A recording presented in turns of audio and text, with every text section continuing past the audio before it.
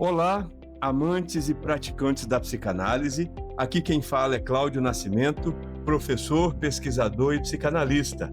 No Instagram, minha página é Cláudio_N Nascimento.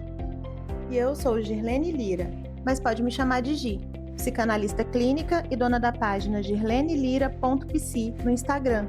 E juntos vamos apresentar o podcast Prosa Analítica.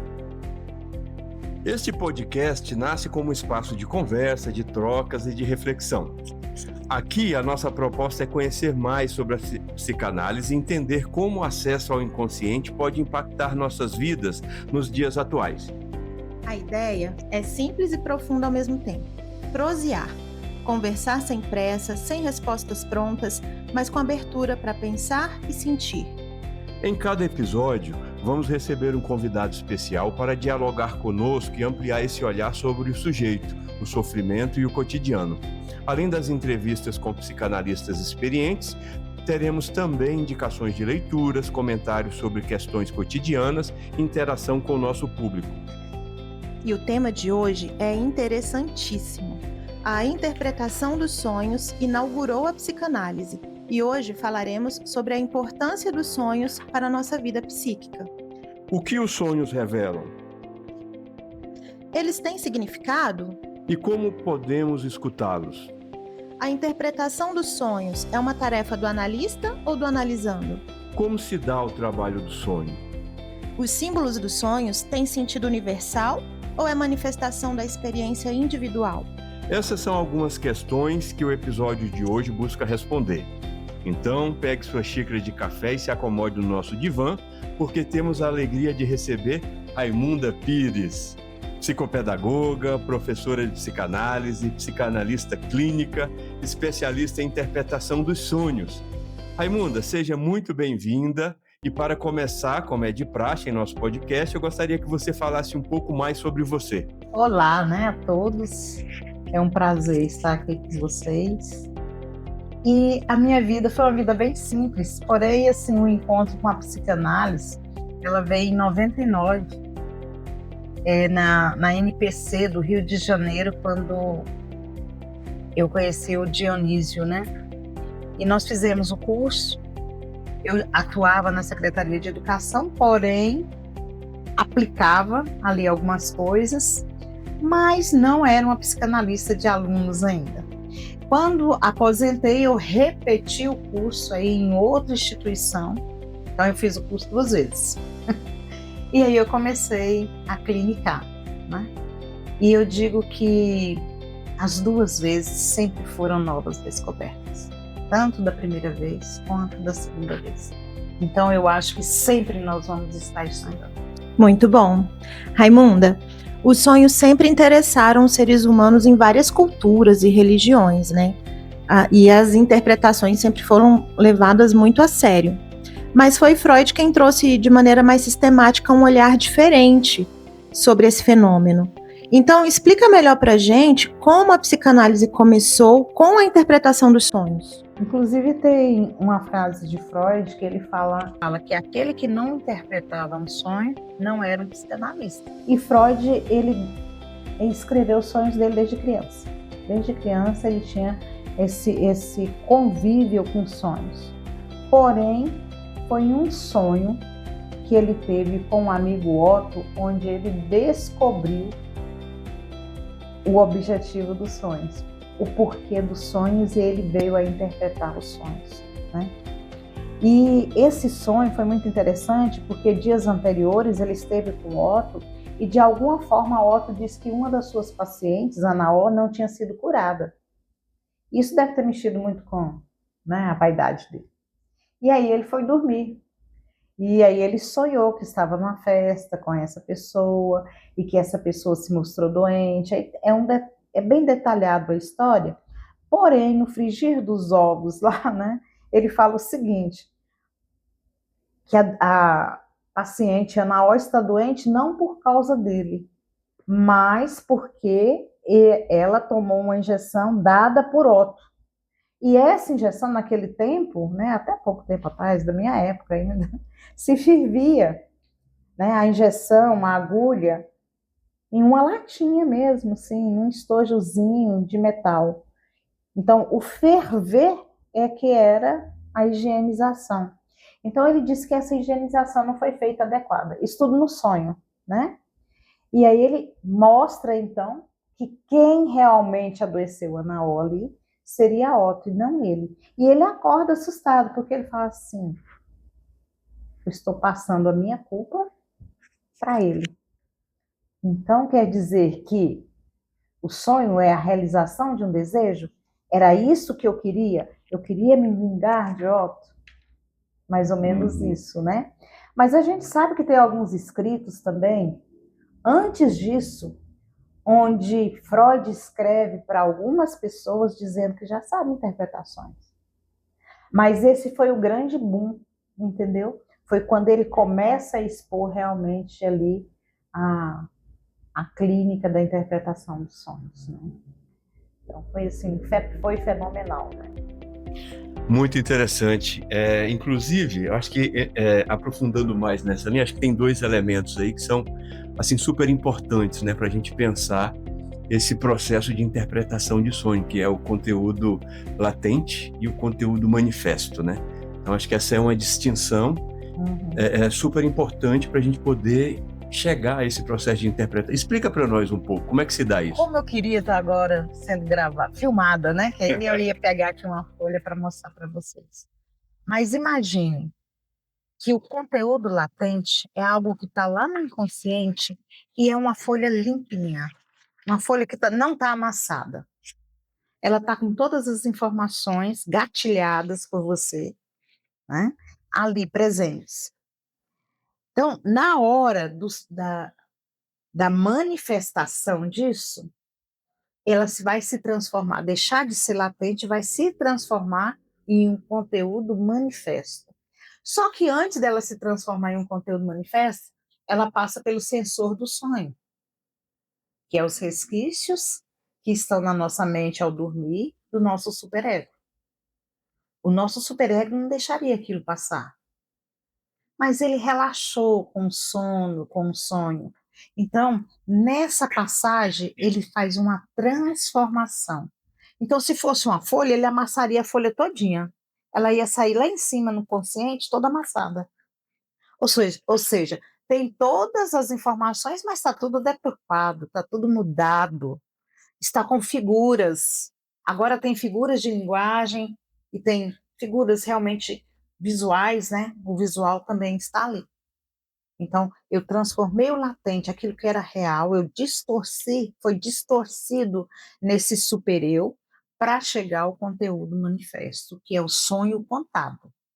Então, o analista pega o sonho contado junto com o seu paciente e vai transformar esse manifesto em latente.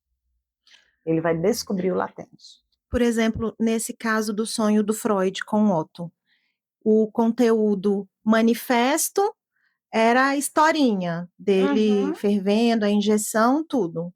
E o conteúdo latente seria o desejo dele de se vingar de Otto. De dizer, né, para que Otto sentisse o mesmo que ele sentiu. Não digno de efetuar o tratamento de Anaó. Então, qualquer um pode errar, né? Então, você vem me acusar que eu errei? E assim, quanto à questão que eu falei do estojo fervido, é que naquela época era assim, ele não viu o estojo fervido. Ele apenas disse, né? Não foi bem higienizado, não foi higienizado como deveria. Então, sabemos de onde vem a infecção. Então, está ali na garganta e logo vai se tornar uma disenteria para ser eliminada. Inclusive, é falado dessa forma. Sim. E aí a gente vê nesse exemplo essa dimensão de que o sonho é a realização de um desejo. Mas como aprofundar essa ideia quando a gente tem sonhos angustiantes, perturbadores? Vamos falar daqueles sonhos bem perturbadores que a gente chama de Pesadelos. Pesadelos, né? Tá, os pesadelos. Por que a gente tem pesadelo, né? Na verdade, o pesadelo é uma antecipação que o nosso cérebro faz para nos aliviar do confronto. E onde foi que Freud viu isso? Nos ex-combatentes. né? Chegaram da guerra e eles tinham pesadelos alucinantes. Então, eles, além de sofrerem disso, ainda tinham uma outra coisa. Ele ainda fala que os sonhos angustiantes e alguns pesadelos é a condenação desse superego sobre você. De que forma que isso acontece? Vamos lembrar lá da mamãe. Quando você fazia uma travessura, ela te colocava de castigo, você sofria ali, né? Ficava quietinho. Quando você saía do castigo, acabou tudo, não foi? Uhum. Então o pesadelo vem como esse castigo, para depois que sair dali, acabar tudo. Entendeu? Então, para Freud tem esses dois limiares, né? Muito interessante. Você falou agora há pouco, né? Achei muito interessante de como se dá o processo de interpretação de sonho ali na clínica, né? Qual o trabalho que o analista faz, né? E Freud disse, inclusive, que o sonho é a via régia de acesso ao inconsciente, né? Ou seja, é um canal privilegiado para a gente chegar. Mas eu gostaria que você aprofundasse, assim, quem sabe até trazendo algum exemplo, de como se dá esse processo de trabalho com sonho na clínica, Dentro do set. dentro do set analítico. Isso. Então você chega. Eu gosto muito de trabalhar com sonho. Aliás, eu acho que é o meu carro-chefe, né? E aí eu geralmente pergunto: e aí você, o que aconteceu, tal, tudo? Mas você sonhou? Você teve sonhos desde nosso último encontro? E aí a pessoa vai contar os sonhos. Geralmente eu peço que ela conte os sonhos 3 vezes. Por quê? A primeira vez ela conta o sonho ali. A segunda vez ela acrescenta ou omite alguma coisa. E a terceira vez, às vezes, ela ainda engole mais coisas e às vezes ela resume o sonho. Aí ela ainda chega até a falar assim, isso é porque aconteceu isso, então ela acrescenta fatores externos. E tudo isso é material de análise. Tem gente que acrescenta tantos materiais externos que você tem de deixar o sonho para interpretar na próxima. Porque os materiais que estão anexados ali têm um grande volume, você não pode interromper o que ela está falando, né? Você não vai você não pode falar assim, para aí que eu vou interpretar o sonho, você não vai fazer isso. É tudo material que está advindo dali, então você tem de considerar tudo. Entendi. E a gente pode interpretar o sonho sozinho, assim? Não, você está falando, eu, autora do meu sonho, Isso, interpretar? como é possível Eu creio que Freud fez isso várias vezes com ele. Muitas vezes eu não me sinto capaz disso, algumas vezes eu consigo. Mas muitas vezes a gente tem uma palavrinha, eu acho que é. Achismo não leva ninguém a nada. Então, eu gosto, mesmo quando eu faço uma interpretação, eu gosto de chegar para outra pessoa, geralmente aquele aluno que está mais envolvido na situação, eu gosto de perguntar para ele, o que você acha que foi? Entendeu? E aí a gente também troca isso aí, porque o sonho não pode fugir da associação livre. Então, eu estou fazendo uma autoassociação? Eu estou vendo realmente como o outro me vê? Às vezes não. Sim, e ainda dentro desse trabalho da interpretação do sonho no set analítico, como que funciona a questão da condensação e do deslocamento, que são elementos do sonho, né? Bom, depois que o paciente ali, ou analisando, né, como nós devemos falar, fala para a gente o sonho, a gente pergunta o que aconteceu, quais foram as coisas que antecederam ao sonho, quando ele não traz, como eu te disse, a demanda. Então, o que antecedeu a esses sonhos? O que aconteceu nesses dias? Porque Freud fala desse conteúdo que está no nosso meio, que está se manifestando no nosso meio. Então, ele vai trazer as remanescências do dia anterior, da semana anterior, e às vezes vai vir até coisas da criança, sem você perguntar nada, ela vai falar: eu acho que essa casa aí era quando eu morava, quando eu tinha 5 anos, eu morava lá. Aí, como que era essa casa? Como que você sentia dentro dessa casa? E aí começa um diálogo, que é o quê? A associação livre, entendeu? E é claro que eu vou perceber alguns símbolos que tem. E vou perguntar para ela o que significa aquilo para ela, para ver se está dentro daquilo que eu também percebi. Porque, na verdade, quem vai dizer se esse sonho foi interpretado ou não é o analisando. É ele que vai falar assim: bateu, é isso mesmo. Nossa, é exatamente o que está acontecendo, entendeu? Não é o analista que vai falar. Uhum. Mas, e aí, nesse caso, a condensação seria, por exemplo, a pessoa sonhar com uma pessoa que ela identifica como o pai dela, mas tem os olhos do marido e fala como a mãe. Isso seria a condensação. Pode ser considerado uma condensação, mas você quer ver, vamos dizer que você está com um problema bem sério, financeiro, relacional e um problema íntimo. Você está com esses 3 problemas, ok? Dentro desses 3 problemas, como é que ele pode se manifestar no sonho? De repente, você pode condensar todo esse seu sofrimento em um afogamento. Você está se sentindo afogada, entendeu? Então, você condensou. Eu acho que fica bem mais explicado, né? Para a pessoa que estiver ouvindo, que você pegou 3 coisas e condensou em uma última ação. Mas o contrário pode acontecer. Eu só estou com problema com BRB. Né? Muito bem. O que eu faço com o dinheiro que eu tenho lá no BRB? E aí, de novo, à noite, eu posso sonhar que os canos de casa estão todos estourando e depois eu sonho com uma chuva, sabe aquela chuva com vários trovões que dá medo, aquela coisa? Isso tudo pode ser uma condensação inversa. Um único problema refletido em vários momentos do sonho. Por quê? Eu tô com medo dessa chuva do BRB, né?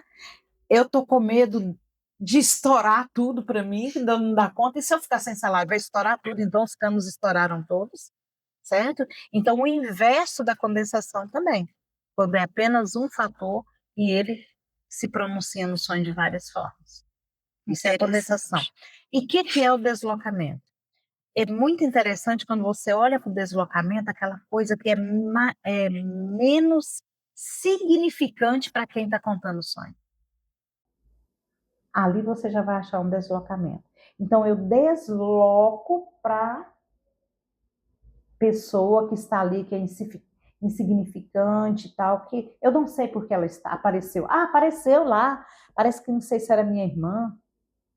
Eu tenho um sonho muito interessante de uma analisanda minha, ela já permitiu que eu usasse em sala de aula, e eu acho assim a expressão real do deslocamento.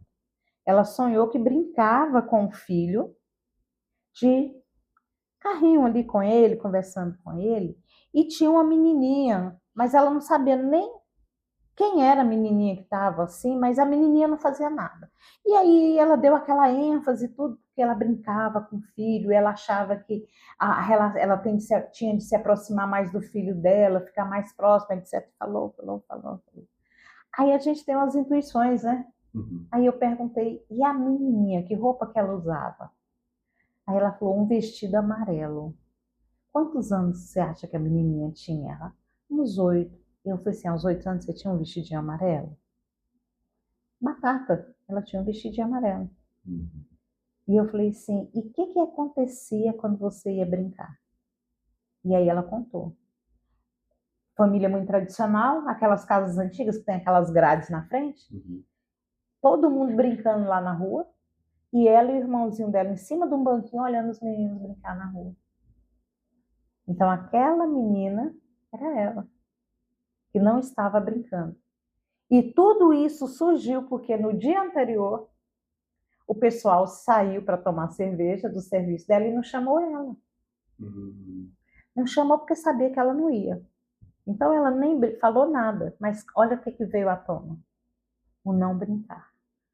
O não me divertir. Eu acho sensacional esse sonho dela.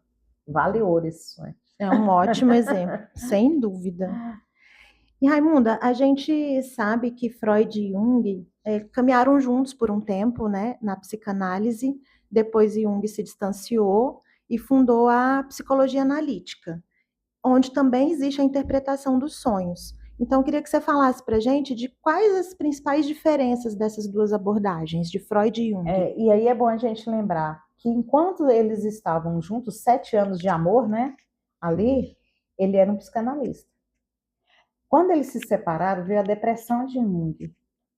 E aí veio o desenvolvimento da psicologia, né, junguiana, que ele veio a chamar de psicologia analítica, diferenciando completamente da psicanálise, afastando completamente, quebrando todo ela. Em que diferencia isso? Se a gente olhar a psique de Freud e de Jung, a gente vai ver que tem algumas semelhanças, não é igual, né? Não estou dizendo aqui que é igual, mas tem algumas semelhanças. Então, quando eu estou interpretando ali por Freud, eu posso chegar mais ou menos no consciente, inconsciente pessoal de Jung. Só até ali. Seria mais ou menos isso, só para a gente entender. Mas, quando eu percebo em um sonho que existem alguns arquétipos, tá? Aí eu desço para psicologia analítica, onde eu vou trabalhar o quê? Esse arquétipo com o analisando. E só explica para o nosso ouvinte o que seria arquétipo. Tá, o arquétipo está dentro da linha junguiana, não tem nada com Freud. Freud não aceita isso.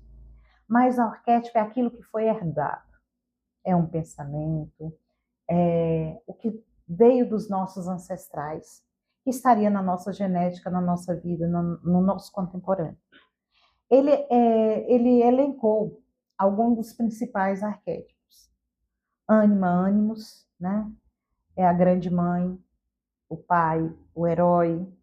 E aí tem vários outros que aí a gente teria de entrar dentro da psicologia analítica. Hoje eu falo assim, nós somos felizardos, porque nós estamos em um tempo que nós podemos usar tudo. Então, como eu te disse, eu uso a interpretação freudiana e a junguiana, inclusive dou aula, né, dos dois, nos dois campos. E é super interessante você fazer essa demarcação, porque, por exemplo, no meu caso, né, antes de conhecer a teoria, antes de ingressar verdadeiramente na psicanálise, eu tinha a compreensão, como muitos têm, né, eu acho que o senso comum permite isso, de que a psicologia analítica, né, era mais uma escola da psicanálise. E não é uma outra prática, outra vertente, né? Isso é muito interessante.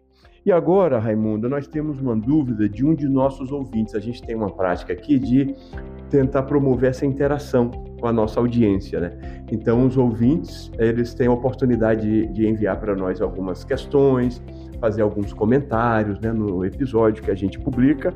E o Leandro Fernandes, ele perguntou: por que muitas vezes não lembro do que sonhei? Bom, primeiro houve uma desvalorização dos sonhos. Como é que foi feita essa desvalorização? Principalmente, dá até receio de falar, né? Mas principalmente pela igreja. Porque a maioria dos nossos sonhos são de pulsão de vida e pulsão de morte. A pulsão de vida ativa a libido. Então, muitos dos nossos sonhos são sonhos sexuais, mesmo que simbolizados. Mas as pessoas dentro da igreja sabiam esses símbolos. Eles tinham conhecimento disso. E aí eles enumeravam esses sonhos como sonhos do demônio. E você não devia sonhar nisso.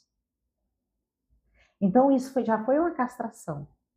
E essa castração foi tão forte dentro da igreja, porque quando a igreja ali se separou, o cristianismo ali se separou, Lutero e tal, continuou essa demarcação, dizendo, né, que os sonhos sexuais, esses outros sonhos, eram sonhos mundanos. Então a pessoa começou a se castrar. E isso foi tão forte que chega nos dias de hoje. Uma criança conta o sonho para a mãe hoje, fala assim: mamãe, eu sonhei com isso e isso. E a mãe vira e fala assim: não, meu filho, fica calmo, foi só um sonho. Ou seja, não tem importância. Não dê importância. Você pode olhar para você, como foi que você começou a dar importância para os seus sonhos? A gente demorou, por mais que a gente achava intrigante. Verdade. E eu acho assim que a psicanálise realmente traz uma visão completamente diferente, né? Até do senso comum, daquela coisa de um manual, uma revista, né? Que diz, sonhar com cobra é traição, sonhar com dente é morte, né? Os símbolos são individuais. Por exemplo, eu com carro para mim é minhas emoções. Para outras pessoas é simples movimento. Para outras pessoas é proteção. Tudo que acontece no sonho, ela corre para dentro do carro. Entendeu? Então, você tem que saber para você o que é aquilo. Então, não é o que eu penso. Eu posso pensar, mas eu tenho que te perguntar para ver. Para você, o que é o carro? Bem, Raimunda, a gente está encerrando o nosso segundo bloco. E para finalizar, eu gostaria que você dissesse para quem está nos ouvindo agora como prestar mais atenção nos próprios sonhos. Aí eu vou dizer para vocês uma coisa, é até uma palavrinha que não é muito usada por Freud, né? Vamos fazer um ritual, né? Ou seja, vamos ter um caderno para anotar os nossos sonhos, ou se não, vamos deixar o celular próximo, para quando eu acordar com aquele meio falando grog, eu gravar o que eu sonhei. E quando eu for deitar, eu também terei essa predisposição de saber assim, eu quero sonhar. Eu quero saber que recado esse inconsciente está mandando para mim. Porque ele pode me salvar, entendeu? Em muitos momentos, ele vai esclarecer muitas coisas. Então, eu tenho de convencer que eu tenho algo aqui dentro que vai ser mandado para mim, vai ser dado um recado para mim. E eu tenho de dizer isso para mim. E aí, a partir daí, eu começar a realmente anotar, a gravar esses sonhos. E levar para análise ajuda muito, né? Sempre, sempre, né? Porque quando você leva para análise, você vê o olhar do outro. É aquilo que eu falei. Por mais que eu tenha conhecimento, há momentos que eu tenho achismos. Então, quando eu vejo a voz do outro, o outro falar, e se foi isso? E que mais que pode ser? Aí a coisa pode. Porque o sonho, ele não se esgota, tá? Se você tem um sonho de criança e hoje você lembrou, ele está mandando um recado hoje para você. É atemporal. É atemporal. Por quê? Porque a nossa consciência, nosso consciente, ele é o quê? Ele é cronológico. E o nosso inconsciente? Ele não é cronológico. Então, a qualquer momento, a coisa pode... E às vezes vai ter uma conotação de resposta para você muito interessante, às vezes muito mais profunda do que foi lá atrás. Entendi. Sabe que agora eu fiquei com uma curiosidade enorme. E é para minha colega de entrevista. Eu queria saber, Gilene, se você anda prestando atenção nos seus sonhos. Ando, cada vez mais. Tenho levado bastante para análise e realmente é muito revelador. Olha, eu acho que a partir de agora eu vou passar a prestar mais atenção nos meus sonhos, viu, Raimunda? Muito legal. Obrigado, Raimunda. Assim, a gente está finalizando esse segundo bloco e agora é o momento do nosso podcast em que pedimos para os nossos convidados indicarem algum material que nos ajude a aprofundar ainda mais o nosso conhecimento sobre o tema. Nesse terceiro bloco, chamado Páginas e Telas, a gente quer ouvir a sua sugestão de livro, filme, música ou um conteúdo da internet que nos faça entender ainda mais sobre a interpretação dos sonhos. O que você trouxe pra gente hoje, Raimunda? Tá, eu lembrei de uma música agora, eu tava falando pra vocês que não tinham lembrado. Ouçam a música de Vanderly.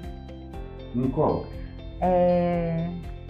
Deus, ainda que Deus... eu esqueci o nome. Esqueci o nome agora.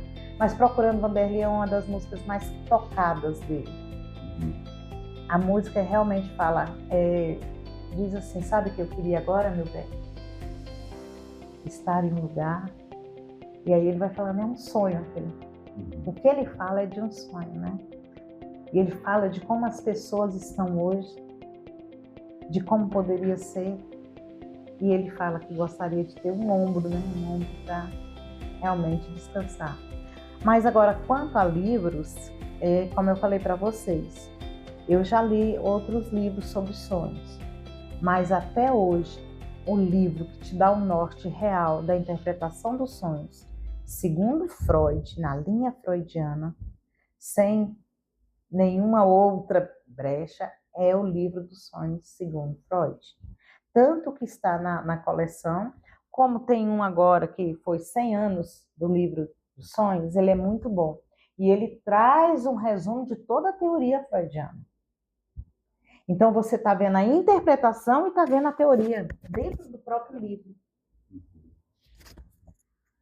Dentro do próprio livro, você está vendo a interpretação dos sonhos, que ele traz sonhos dele, e a própria teoria. Então, para mim, é um livro, como eu diria, sine qua non. Maravilha. E que tal mais 2 dedos de prosa? Então, queridos ouvintes, participem lá nos comentários, contem pra gente se ficou alguma dúvida, indiquem uma leitura, um filme, um vídeo ou uma música e digam o que acharam sobre este episódio. A gente quer muito ouvir você. Lembrei do nome. Ah, se Deus pudesse me ouvir. Ah, se Deus pudesse me ouvir, é muito conhecida mesmo. Agora a gente chega ao 4º e último bloco do nosso podcast, que é o Mural de Recados. Neste último bloco, a gente traz algumas mensagens dos nossos seguidores, das pessoas que acompanham o nosso trabalho, que, claro, ouviram o último episódio sobre o que é o inconsciente. Pois é, o Charles Café, ele deixou um comentário que foi o seguinte: olha, achei bem didático, para mim que estou ingressando no universo psicanalítico, achei bem relevante. Obrigado, Charles. A Cleide Nascimento deixou um comentário que aqueceu o meu coração.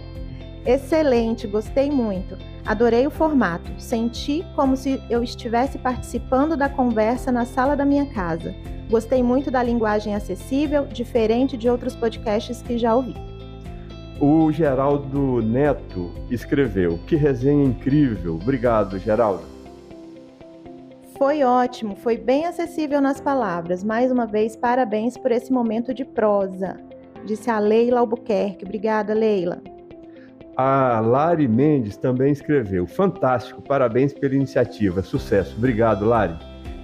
Bem, meus caros ouvintes, chegamos ao fim deste episódio. Raimunda, agora gostaríamos de agradecer, Primeiro gostaríamos de agradecer imensamente a sua presença aqui com a gente. Obrigado por essa prosa tão leve, tão relevante ao mesmo tempo.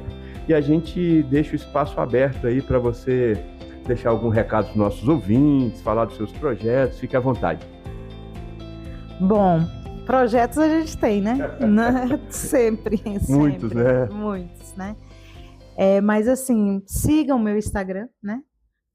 Raimunda S. Pires, psicanalista, né? Ou psicanalista Raimunda Pires, tá?